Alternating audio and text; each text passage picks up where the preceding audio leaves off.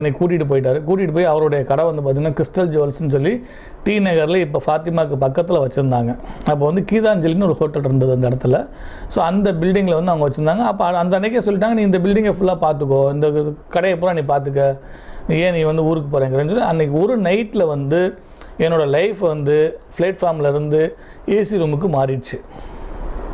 So இப்படி தான் வந்து ஃபஸ்ட்டு பிஸ்னஸுக்குள்ளே வரோம். அந்த ஜுவல்லரியில் இருக்கிறேன். ஜுவல்லரி நல்லபடியாக மெயின்டைன் பண்ணி போயிட்டு இருக்குது.